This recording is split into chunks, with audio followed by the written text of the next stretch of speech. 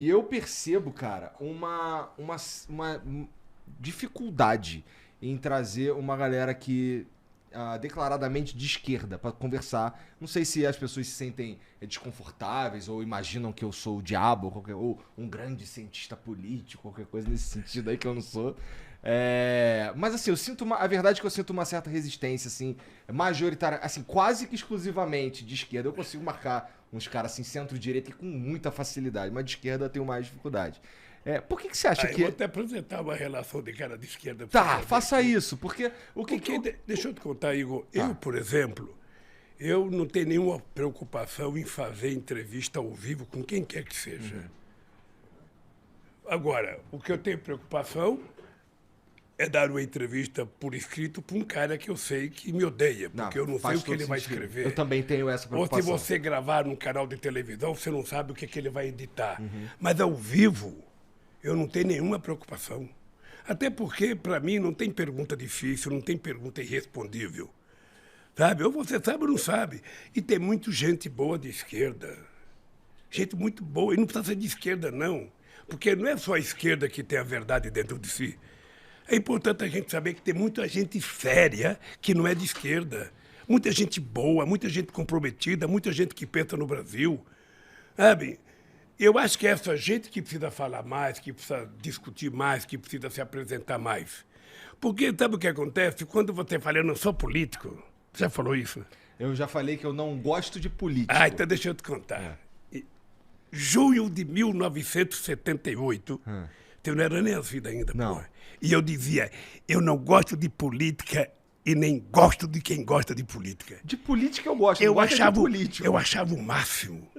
A imprensa me tratava como o rei, o jornal Estado de São Paulo, o Jornal do Brasil, Lula, o puro.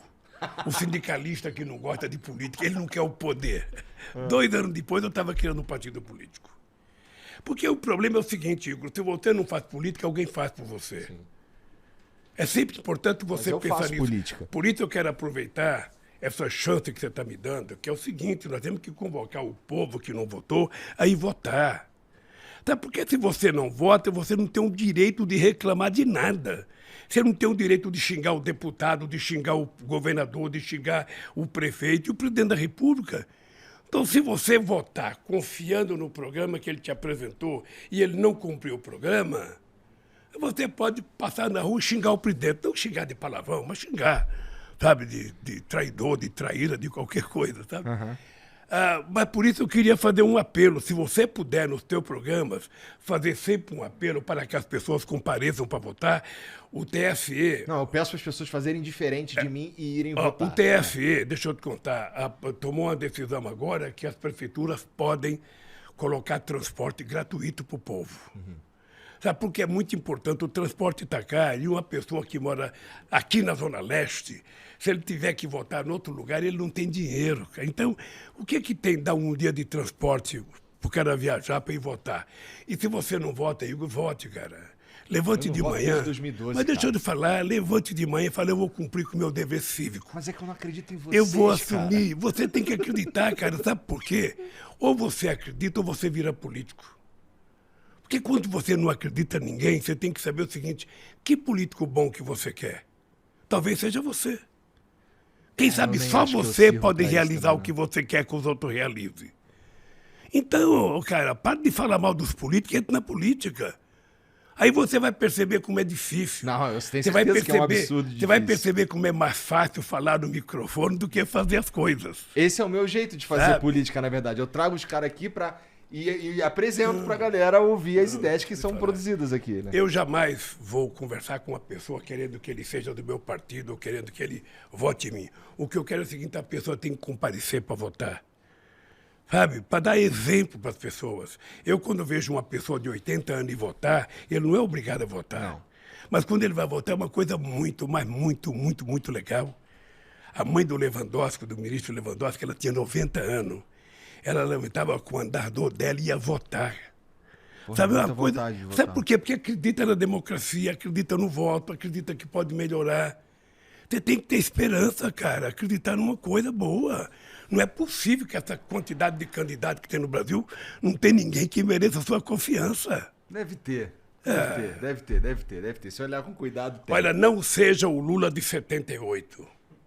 Tá. Não negue a política. Por falar no Lula de 78, quando tu cria ali, quando você tá ali envolvido na criação do PT e tal, cara, eu tenho uma percepção que eu queria saber que você me comentasse sobre ela, que é, sabe, eu sinto que o PT, de uma forma geral, ele foi se tornando um pouco soberbo. Eu acho que foi se juntando às fileiras do PT e o PT foi abraçando uma galera, intelectuais e pessoas e pensadores e grandes artistas e não sei o quê. E talvez o PT tenha perdido a conexão com o trabalhador, de fato. Até porque o PT chegou muito longe. 3 mandatos e meio, vai, de presidência da República. É bastante coisa. É chegar muito longe, né? Você considera que o PT se tornou um pouco soberbo? Que o PT se distanciou um pouco do trabalhador? Deixa eu te contar uma coisa primeiro. Esse Lula político que eu te falei de 78, em 78, o presidente da República tinha como ministro um gaúcho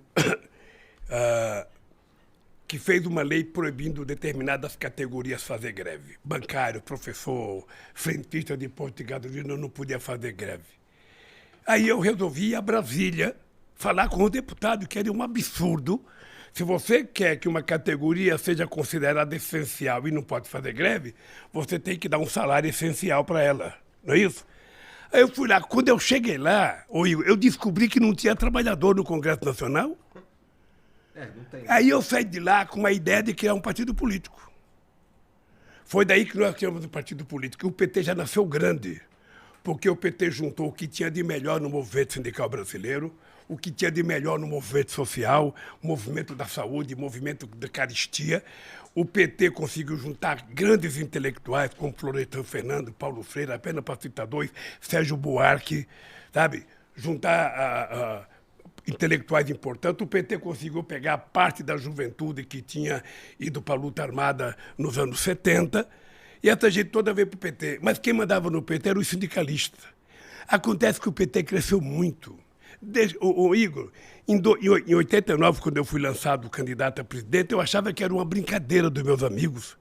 Falava, pô, como é que eu vou ser candidato a presidente com o Brizola disputando, com o Ulisses Guimarães disputando, com o Maluf disputando, com a FIF disputando, com o Mário Cova disputando, com o vice-presidente da República disputando. Sabe, eu fiquei pensando, esse pessoal é louco de me indicar candidato a presidente da República. Você acredita? Eu fui segundo colocado. Então o PT foi o segundo em 89, o segundo em 94, o segundo em 98, o primeiro em 2002, o primeiro em 2006, o primeiro em 2010, o primeiro em 2014 e o segundo em 2018. E agora estamos em primeiro outra vez. Então o PT é muito grande. Sempre muito grande. O PT é muito grande. E o PT não é a nossa direção nacional. O PT, na verdade, tem gente muito importante espalhado por esse Brasil afora. Sabe, gente do campo, gente pescador. A parte da sociedade está vinculada ao PT. Tinha cara que pegava uma canoa, andava 3 dias remando para ir no reunião do PT no estado do Amazonas. 3 dias remando, comendo frango assado com farinha de mandioca e bebendo água do próprio rio. Então é um partido poderoso. Obviamente que na hora que você vai crescendo, vai entrando gente nova, a família vai crescendo. Quando você era sozinho na sua casa, você comia o melhor bife, tua mãe te dava mais denguinho, mais carinho. Mas quando vê os irmãos, aí o irmão começa a dar cotovelada no outro. Então o PT foi crescendo, ficou mais confuso. Mas veja, se você fizer uma pesquisa de opinião pública e perguntar qual o partido de sua preferência, você vai aparecer assim, PT, 20% ou 22%. Segundo colocado, 1% ou 0%. Porque não existe outros partidos. Agora está surgindo o PSOL. Mas o partido que aparece nas pesquisas é o PT. Porque o PT tem história e tem muito vínculo com a luta social nesse país. Mas por isso é que tem tanto ódio contra o PT.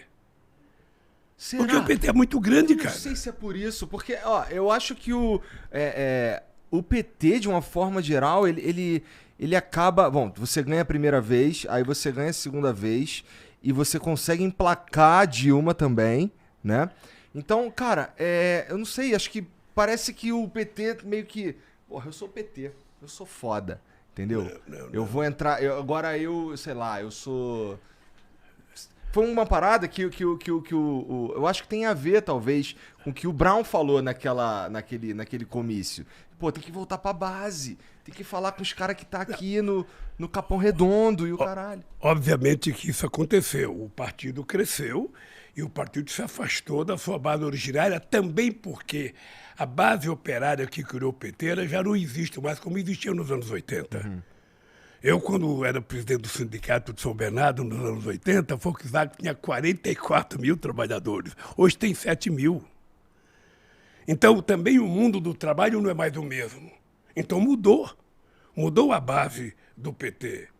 E o PT sabe que eu faço muita crítica. Eu deixei de ser deputado em 90, porque tem muita gente que achava que só mandava no PT que era deputado. Só tinha importância no PT que era deputado. Eu resolvi deixar de ser deputado para provar que eu ia continuar tendo importância no PT, mesmo sem ser deputado. Trabalhando, viajando o Brasil. O cara, quando morreu o Chico Mendes, eu estava em Cabo Verde. Quando eu recebi a notícia que morreu o Chico Mendes em Chapuri, longe para caramba. Você desce em Rio Branco, tem que pegar mais 300 quilômetros de estrada, chovendo pra caramba. O PT não tinha dinheiro, eu falei pra tesoureira do PT, aluga o avião para pagar em 30 dias. Sabe? Porque aí eu ia atrás de arrumar dinheiro. Pegamos um avião, fomos para lá, para ficar 1 hora no enterro, e ficamos lá no enterro, fiz um discursinho pro Chico Mendes, voltei. Quem é que faz isso? Ninguém faz isso, cara, só quem tem muito vínculo, só quem tem muita relação. E o PT construiu isso. Obviamente que você olha o PT, tem gente mais sofisticada, tem gente que já não é mais operário, tem gente que não é mais da base. E eu concordei com o discurso do Mano Brown. Eu acho que o PT não pode abandonar a periferia. Sabe? O PT não pode, os deputados do PT precisam frequentar, precisa visitar, precisa estar do lado, precisa apoiar. Sabe? Porque senão não há razão da gente existir. Para ser igual aos outros, não precisa a gente existir. Eu concordo, eu acho que esse era o ponto, na verdade, que ele estava tentando levantar. Sei lá, não sou Mano Brown, mas eu imagino que tenha sido alguma coisa nesse sentido. Ó, deixa eu te falar, a gente percebe que em 2018, na verdade essa é a minha análise, tá? Aí vamos ver o que você pensa sobre isso. Em 2018, cara, quando o Bolsonaro é eleito, você considera que ali o Bolsonaro ganhou a eleição ou o antipetismo ganhou a eleição, cara? Ali eu considero que a sacanagem que fizeram comigo e me prenderam fez com que ele ganhasse as eleições. Você acha que se fosse você o cara, tu ganhava? Eu ganharia as eleições no primeiro turno. Sério? Sério. Quando me prenderam, eu cresci 15 pontos na pesquisa da opinião pública. Mas por que te prenderam? Não, mas é porque, sabe o que acontece, cara? Eu saí do governo com 87% de bom e ótimo, com 10% de regular e 3% de péssimo. Com todas as mentiras contadas a meu respeito. Ô Igor, você sabe... Não, mas quando tu saiu, tava tudo ótimo mesmo. Você sabe que eu tive 13 horas de Jornal Nacional contra mim? Você sabe que eu tive 60 páginas de revistas contra mim? Você sabe que eu tive 680 primeiras páginas de jornais contra mim? E é por isso que tu fala sobre regular a mídia, sabe? cara? E as pessoas... Eu não falo em regular a mídia, veja. Daqui a pouco a gente fala sobre isso, que é um tema... Vamos discutir isso também. O que eu falo é o seguinte, é que é preciso dizer a verdade sempre. Eu, se fosse um cara que tivesse cometido erro, eu teria saído do Brasil. Eu recebi convite para ir embora do Brasil, para ir para a embaixada. Como eu queria provar que o Moro era um farsante, eu falei, não, vou para Curitiba, contra a vontade de muita gente, contra a vontade dos meus companheiros do sindicato, dos meus filhos, do meu partido. Eu falei, não, eu vou para lá. Eu preciso provar que eles são mentirosos. E ainda contratei um advogado que não é criminalista. Contratou um advogado que, puta, você não sabe como eu fui criticada. O Lula pegou um jovem que não entende de criminalista, ele não tem das quantas. Você estava tentando ser preso? Eu falei, é esse que eu quero. Eu brinco muito com os advogados, que eu falo o seguinte, advogado criminalista não sabe defender inocente. O cara tem que ser culpado pelo poder dar o discurso pro cara. Eu não. Eu estava muito à vontade. Sabe, eu falei, eu vou provar. Você está lembrado do meu primeiro depoimento em Curitiba? Eu falei o seguinte, ô juiz, você está condenado a me condenar porque você já mentiu demais. Disso. E aconteceu exatamente o que eu previa. Então, veja, eu me preparei espiritualmente, psicologicamente, para sair da cadeia.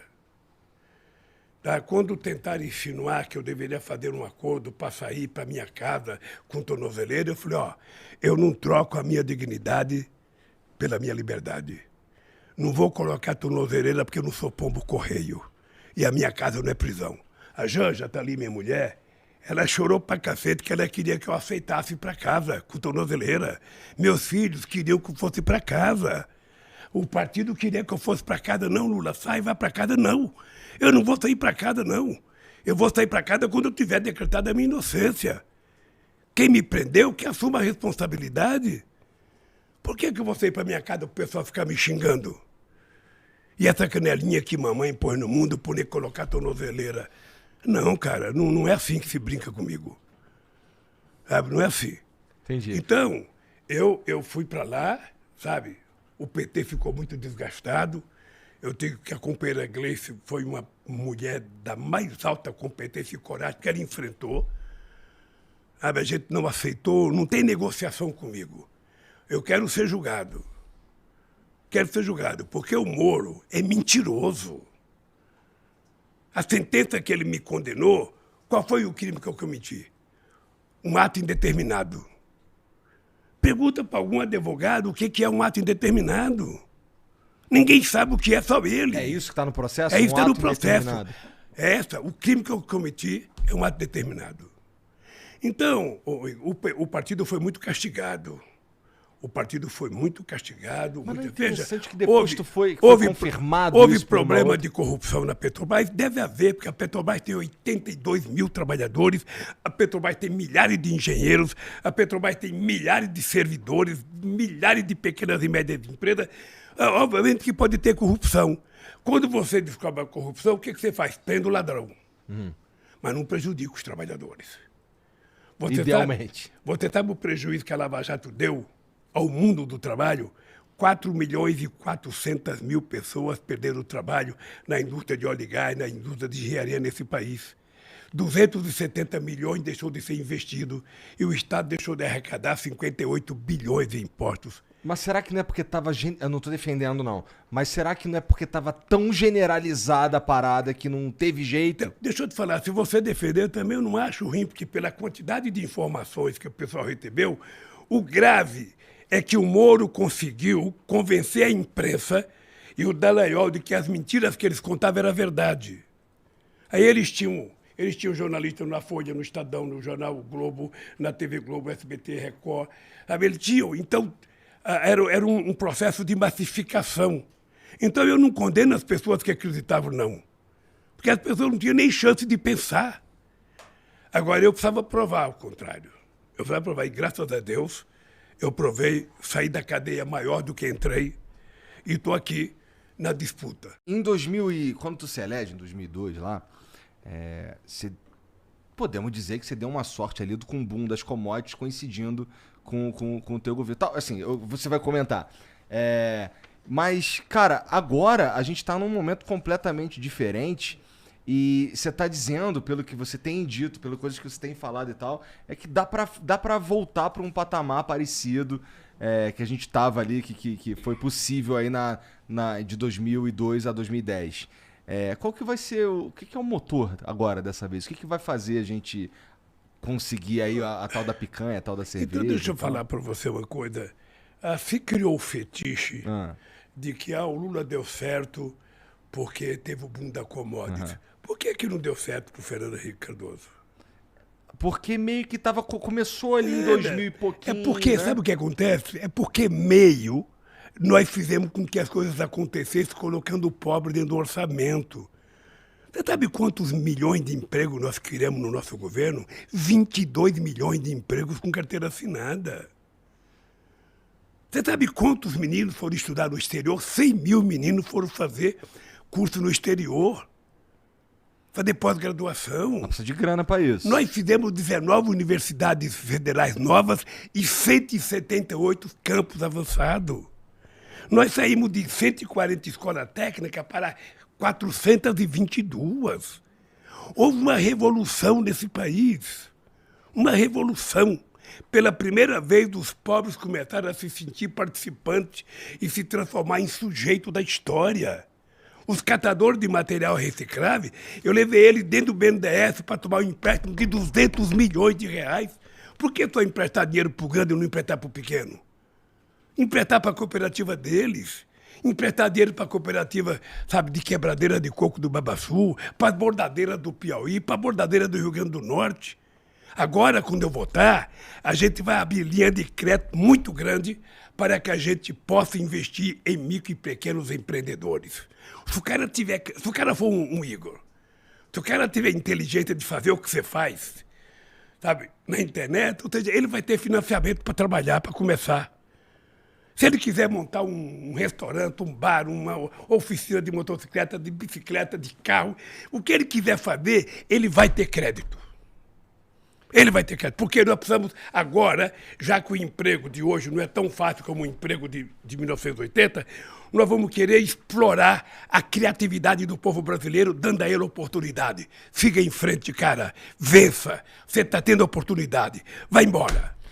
É isso que eu vou fazer. Como é que tu vai fazer isso? Precisa sair dinheiro de algum lugar, cara. Não, os bancos públicos existem para isso. O BNDES existe para isso, a Caixa Econômica existe para isso, o Banco do Brasil existe para isso, o BNB existe para isso, o BASA existe para isso. BASA é o Banco da Amazônia, BNB é o Banco do Nordeste. Tá. Sabe, é utilizar o dinheiro desses bancos públicos, sabe, para financiar a produção, para financiar a evolução desse país. Sabe, até porque nós queremos ser exportador de inteligência. Então, como é que a gente vai fazer? Fazendo. Pô, o bagulho era segurar essa inteligência aqui, hein, Lula? Ó, quando teve a crise, em 2008, uma crise poderosa. Foi. Que chegou a quebrar o banco Lehman Brothers nos Estados Unidos, que foi uma Sim, crise eu de lembro. verdade. Eu disse, isso aqui é uma marolinha no Brasil. Eu lembro. Todo mundo tirou sarro da minha cara. A Mira Leitão me criticou muito. O que aconteceu? O Brasil foi o último país a entrar na crise e o primeiro a sair. Um ano depois da crise, a gente estava crescendo 7,5% ao ano. E no varejo crescia 13%. Tá? Eu aumentava o salário mínimo todo ano. Todo ano, não era reajuste da inflação. Era o reajuste da inflação mais aumento real. 90% dos trabalhadores que trabalham em categorias organizadas, químico, gráfico, metalúrgico, todos esses caras recebiam aumento real acima da inflação. Hoje não recebe. Você veja quanto cresceu a economia. O Bozo fica dizendo todo dia, não, porque a economia está bombando, a economia está bombando. Eu não sei se está bombando no cartão de crédito dele, no cartão corporativo dele, sabe? Porque no povo, hoje foi divulgado, o Brasil vai crescer 1%. Sabe quanto o Brasil cresceu no meu mandato? 4% ao ano. Mas tá no meio de uma crise, de uma guerra. Que guerra? A guerra não tem nada a ver conosco, cara. Porra, como é que não, Não, cara? querer jogar a culpa nossa na guerra da Ucrânia já é demais. Você acha? Tá? Eu acho que é demais. Veja, até porque eu estava criando uma fábrica de ureia em Três Lagoas, em Mato Grosso do Sul, eles fecharam. Estava fazendo uma fábrica de amônia em Uberaba, eles fecharam. A fábrica de fertilizante em Sergipe, eles fecharam. Fábrica de fertilizante no Paraná, eles fecharam. Tá dizendo que você começou a tentar tornar a gente autossuficiente em Sabe? fertilizante. É preciso ser autossuficiente. O Brasil tem condições de ser autossuficiente. Por que o Brasil não virou? Porque nunca houve tanto interesse do pessoal, porque era muito barato importar fertilizante. É verdade. Então, agora o pessoal está dando conta. O Brasil é o terceiro produtor de alimento do mundo. E a gente não tem fertilizante. O Brasil pode chegar a ser o primeiro. O Brasil é o maior criador de gado do mundo. O Brasil é o maior, sabe, produtor de proteína animal do mundo. Sabe? Então, nós temos que cuidar disso, cara. Nós temos que cuidar disso com muito carinho. E nós precisamos cuidar disso sem derrubar uma árvore na Amazônia, sem derrubar uma árvore no Pantanal. O que nós precisamos é aprender de forma civilizada que uma agricultura de baixo carbono vai ser muito mais rentável para o Brasil. E eu posso te dizer, Igor, com todo carinho, o homem do agronegócio, o produtor profissional, ele não derruba mata. mas Quem isso derruba meio que mata é transgressor. Mas isso já tá meio que vencido mesmo, porque hoje em dia, se você não tem uma pecuária verde, os outros países nem compram a tua carne. Veja, Né? não é só a carne verde. Você vai falar assim, se você não explicar, sabe, o cara pensa que vai ter boi verde. Tá, não é isso. O boi é o seguinte, é o boi que vive no pasto comendo grama, Isso. sabe? Esse é o chamado boi verde. Veja, é preciso você fazer isso levando em conta que tem muitas formas de você criar, não precisa ser tudo em campo aberto. Você pode ter confinamento. Aquela carne que o Bolsonaro estava comendo outro dia, R$ 1.200 a picanha do Japão, aquele boi é criado no confinamento ouvindo música clássica, Quinta Sinfonia de Beethoven. Aí a carne nasce macia. Aqui no Brasil a gente compra picanha de 2 quilos, não existe picanha de 2 quilos, porque é colchão duro, cara. Picanha 700 gramas, Caralho, 800 tu gramas. manja no churrasquinho, hein? Então, deixa eu te falar. O Brasil pode muitas coisas. A gente pode fazer, nós temos 30 milhões de hectares de áreas degradadas, de pastos abandonados. O que você tem que fazer? Recuperar essa terra e plantar o dobro do que você planta hoje, sem precisar derrubar uma árvore no Pantanal, uma árvore na Amazônia. O que nós precisamos saber é que a riqueza da Amazônia está na exploração da biodiversidade da Amazônia, para que a gente possa fazer com que a indústria de fármaco cresça, a indústria de cosmético cresça e a gente possa melhorar a qualidade de vida do povo da Amazônia. E nós precisamos compartilhar com o mundo. O Brasil é dono da Amazônia. O território é soberano nosso, mas a gente pode compartilhar conhecimento científico com o mundo inteiro. Para quê? Para o bem da humanidade. Já está provado que a questão climática não é uma coisa qualquer hoje, não é uma coisa muito séria. Muito séria. E se a gente não cuidar, a gente está cavando a nossa própria cova, o nosso próprio enterro.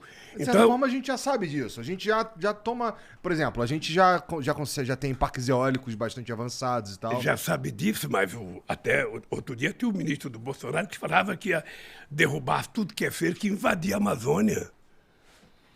Não vi isso, cara, mas eu não vou duvidar, não. Você sabe o ministro do Bolsonaro que falava que era preciso... O Salles. Eu não quero falar o nome, porque eu não gosto de falar de nome de adversário. Tá bom. Desculpa, então. Deixa que eu falo. Então, você percebe? É uma coisa desnecessária. Sabe, eu sou contra você só proibir. Você tem que discutir como fazer as coisas bem feitas. O que é melhor? O que dá mais dinheiro? O que vai dar mais? Segundo estimativa de pessoas ligadas ao assunto, tem 3 trilhões de dólares para ser gasto com a questão, sabe, do sequestro de carbono, com a boa agricultura, para a gente poder equilibrar o planeta. Sabe? Então, se isso é verdade, vamos tentar trabalhar essa coisa. E é uma coisa que eu vou fazer.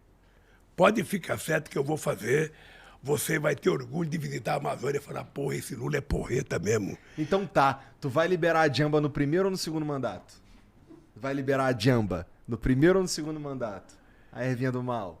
Na verdade, de falar, essa não é uma questão que o governo tem que tratar. Essa é uma questão que ou o Congresso Nacional trata ou, eu concordo. ou a Suprema Corte cuida disso. Sabe, é só isso. Então, veja, deixa eu te contar uma história. A questão Isso aqui é um paeiro, tá, família? Eu nem fumo. A questão que eles falam todo dia. O Lula vai fazer banheiro unissex. Já ouviu falar isso, né? Já. Eu acho que você não acredita. Mas que parece absurdo, né? É absurdo. Esses caras não têm respeito. Eu sou pai de 5 filhos, eu tenho 8 netos, dos quais 4 meninas, e tenho uma bisneta. Esses caras pensam que pode mentir de qualquer jeito, as pessoas acreditar. Sabe, não é possível as pessoas terem o desplante de contar uma mentira dessa no microfone dentro de uma igreja. Tu considera que... Tá, então você está dizendo que... Ou seja, uma igreja é um lugar para a gente ir para rezar, para a gente tratar da nossa espiritualidade. A igreja não é um lugar que você vai para mentir. Ou para fazer campanha. Para cometer pecado e fazer campanha, falar mal dos outros. Uma mulher, uma família, quando sai de casa com seus filhos que vai na igreja, ela vai tratar da sua espiritualidade, ela vai tratar da fé da família. Por que o cara tira proveito para fazer política barata, nojenta e mentirosa? Bom, aí eu concordo que não devia ser um lugar pra fazer campanha também, não. Agora, cara. sempre que você puder, cara, aproveita o microfone e dá porrada nisso. Senão a gente não conserta esse país. Aí você não pode criar uma sociedade mentirosa. Mas eu dou porrada nisso, cara. Isso é bom, é bom. Se o PT errar, dê porrada também. Eu dou porrada no PT também, pô. Assim, tu tava sendo investigado um monte de processo, né? Se eu não me engano, dos 4 principais que são o lance, dois processos que tinham a ver com o Instituto Lula, o lance do triplex e o lance do Sítio de sítio em Atibaia. Atibaia. Desses 4, parece que 2 tem que começar de novo, né? Eu fiquei livre nos 26 processos que tinha Aham. contra mim. Fiquei livre, sabe, em 2 processos votados na ONU, um em Genebra e sabe, e o outro também em Genebra pela ONU, e fui absolvido pela Suprema Corte. Ou seja, não tem mais processo contra mim. Não tem mais processo. Absolvido é forte, Lula. Foi anulado. Isso. E aí o William Bonner foi muito decente. Foi, eu Quando assisti. eu fui no debate, falou: o presidente não deve nada à justiça. Eu assisti. Tá? Porque eu venci 26 processos. Aquele famoso processo do PowerPoint, que eu tinha montado uma rede de quadrilha. Aquele processo, eu ganhei aquele processo em Brasília. Eu pensei que ia acabar todos quando eu ganhei aquele. Não, mas eles continuaram. Porque o objetivo era me tirar das eleições. Esse era o problema. Tá. Então, Igor, é o seguinte, eu votei sem mágoa. Sem mágoa? Esse coração velho tá apaixonado. Ô, Lula, isso é um medo que eu tenho, cara. De tu tá meio vingativo. Não tenha, não, que não tem. Eu não tenho idade e nem posso utilizar um cargo para ser vingativo. Eu votei porque eu acredito que é possível melhorar a vida do povo brasileiro. Eu votei porque eu quero cuidar da família. Eu vivi com minha mãe. Minha mãe largou do meu pai com 8 filhos. E ela cuidou dos 8 filhos, com a maior defesa do mundo. Todos pobres, mas honrados. Eu fui o primeiro filho da minha mãe a ter um diploma primário, a ter um diploma de curso técnico. Por conta disso, eu fui o primeiro a ter uma casa, o primeiro a ter a televisão, o primeiro a ter uma geladeira. Sabe? Então, eu prezo muito essa questão da família, da criação, da educação da mãe. Eu fui criado numa geração em que a mãe da gente era uma deusa. A gente não respondia, a gente não falava o quê. A gente não falava o quê, não. A gente tinha que falar, senhora, sabe? Eu sou um cara, uma das coisas que eu adoro, a Janzinha, que ela pedia bênção para a mãe dela antes de dormir, todo dia. E pedia bênção na hora que acordava. Eu acho isso bonito pra caramba. Benção, mãe, benção, pai. Hoje você não vê mais isso. Você não vê mais isso porque também as pessoas não cuidam com muito respeito. Então eu gosto da questão da família. Eu gosto, sabe? Você não sabe a loucura que era a minha família de final de semana. Era todo mundo junto. Todo mundo junto. Discutia-se futebol, discutia-se qualquer coisa. Inclusive amanhã tu vai ficar triste, né, cara? Ei? Amanhã tu vai ficar triste. Por quê? Porra, tem o Corinthians e Flamengo amanhã, pô. Ó, vou lhe contar Flamengo uma e coisa. Corinthians, Vou na lhe verdade. contar uma coisa. O Coringão vai massacrar o Flamengo. Tu não falou que político não mente, porra? A Janja é flamenguista e você vai ver, o Corinthians vai ganhar a Copa do Brasil contra o Flamengo. E se o Flamengo bom. vacilar, vai perder do Atlético Paranaense, Porra, não vai não ser vai, nem não tem como não. da Libertadores. Qual foi o cálculo que você fez? Cálculo político que você fez pra botar o Alckmin na tua chapa? Porque assim, você sabe, assim, pra mim fica muito claro o movimento político que você tá fazendo. É um movimento que não é de extremos, é um movimento de dialogar com uma galera assim que, pô, antigamente era teu adversário e, portanto, você meio que agrega uma galera ali que não tava contigo antes, você sinaliza que ó, tô aqui conversando com todo mundo. Só que tu, lá na base, e eu converso com uma galera, por exemplo, do Capão Redondo, você deve conhecer o Ferrez, eu converso com o Ferrez também, e tem uma galera nesse lugar que fala assim, porra, cara, como é que o Lula me junta com o Alckmin, cara? Que porra é essa? Então assim, você ganha de um lado, você perde de outro, como é que tu faz esse cálculo? Aprenda uma coisa que eu aprendi há muito tempo atrás. Uma frase dita pelo Paulo Freire. De vez em quando, você tem que juntar os divergentes para vencer os antagônicos. Tá. Tá? O que aconteceu? Então, de certa forma, vale qualquer aliança. O que aconteceu? Qualquer não. Qualquer não. O Alckmin não é qualquer coisa. O Alckmin é um cara que foi 4 vezes governador de São Paulo, o estado mais importante da federação. Ganhou todas que disputou com o PT. Significa que ele tem alguns méritos. Mas é muito estranho. Então, o que acontece? Eu chamei ele para ser vice, porque eu acho que nós vamos pegar o Brasil numa situação pior do que eu peguei em 2003. E nós, então, precisamos consertar esse país. Nós precisamos consertar o país, sabe? Fazer o país voltar à normalidade, fazer com que o Congresso cumpra com as suas funções, executivo execute, o Poder Judiciário julga, e conversar com muita gente, com muito empresário, para que a gente coloque todo mundo para salvar esse país. E o Alckmin tem condição de conversar com um grupo de pessoas que eu não consigo conversar. É isso. Então, ele veio para ajudar a aumentar o leque de pessoas com que a gente tem que conversar. E, sobretudo, a possibilidade de ajudar o Haddad a ganhar as eleições em São Paulo. É isso, é muito simples. Você está lembrado que em 2008 eu fui procurar um empresário. O Zé Alencar tinha uma empresa de 17 mil trabalhadores em Minas Gerais. Eu jamais imaginei ter um empresário de vice. Quando eu vi o discurso dele, eu falei, é esse. E levei ele para ser meu vice.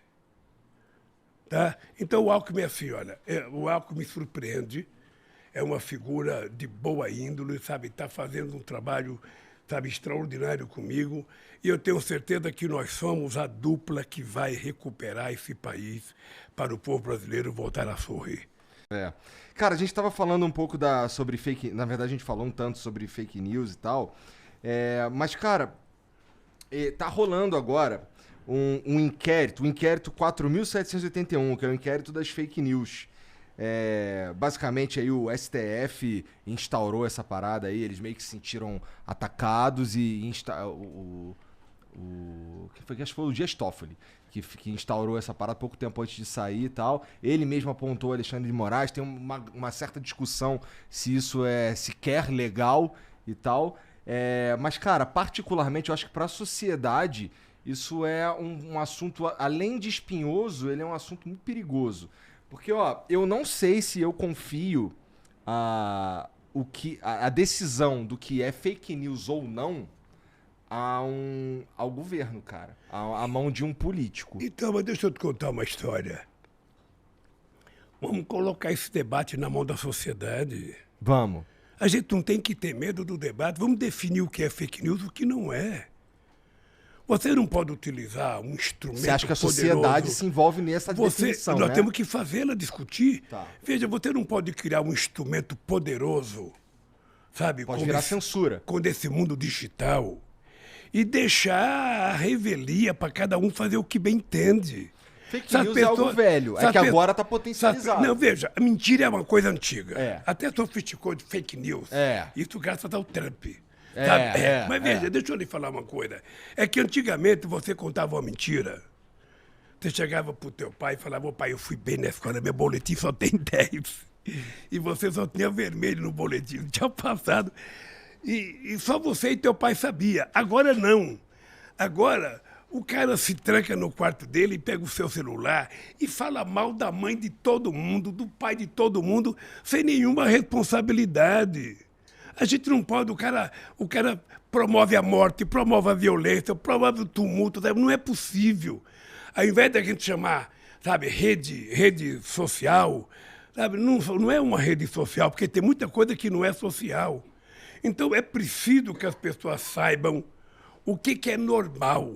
Já parou pra pensar sobre qual seria a melhor maneira de fazer isso aí? Porque, ó, uma das ideias e das propostas que eu já ouvi é, cara, pra ter um perfil no Twitter ou sei lá o que, tu precisa registrar um documento, por exemplo. Fica mais difícil do cara. Aí quando o cara fala uma parada, meio que todo mundo sabe quem é. Então, mas deixa eu te perguntar, mas você não acha que é bom a gente saber quem é? Eu acho. Eu era presidente, tinha um grupo assim, morte ao Lula.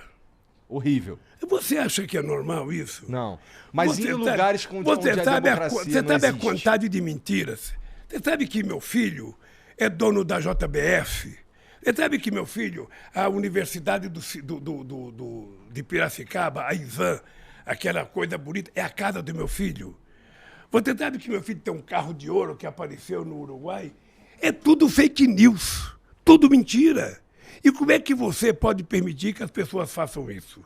Sem que haja nenhum critério de punição ou de proibição disso. Eu concordo que precisa de um debate. Nós temos que confiar na sociedade, vamos fazer um debate.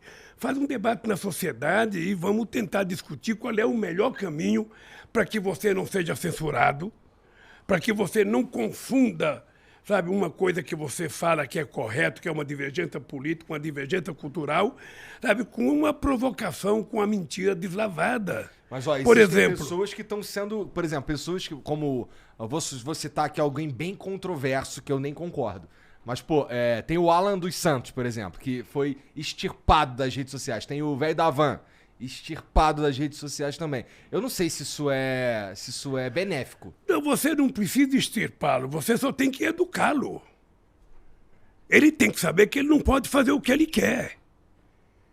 Tem um limite. A democracia tem um limite.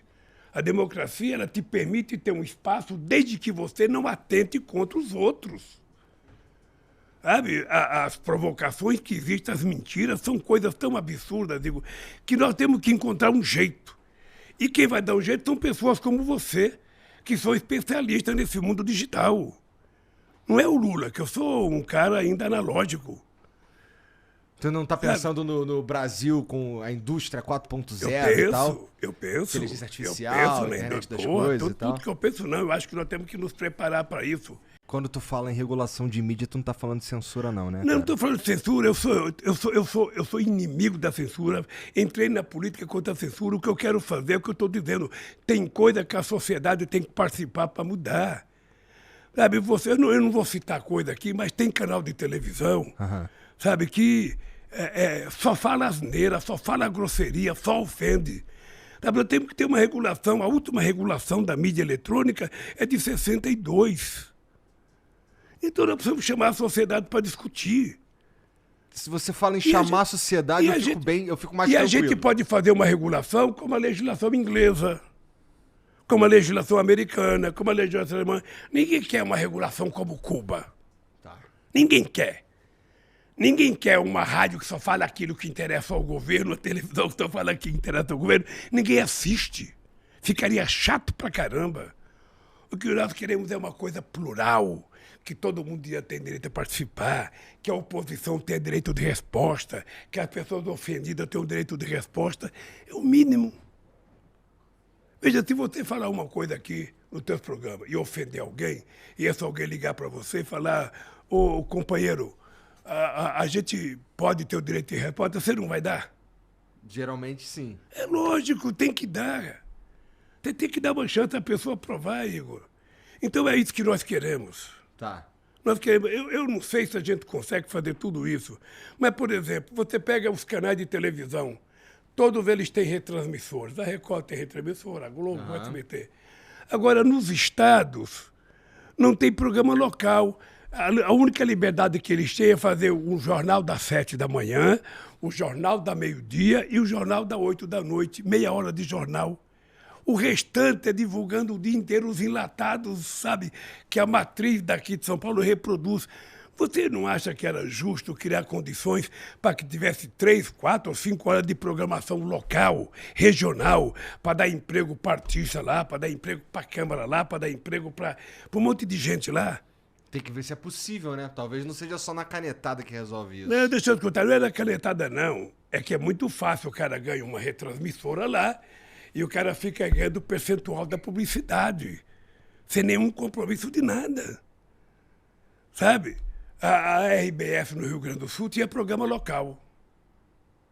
Eu conheci no Maranhão, tinha uma cidade lá que tinha um programa do SBT que era local, programa de auditório. Porra. Sabe?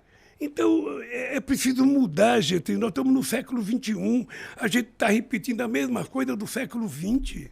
Vamos pra internet, pau no cu da TV. Nós temos 9 pessoas que são donas de todos os meios de comunicação no Brasil. Isso é horrível.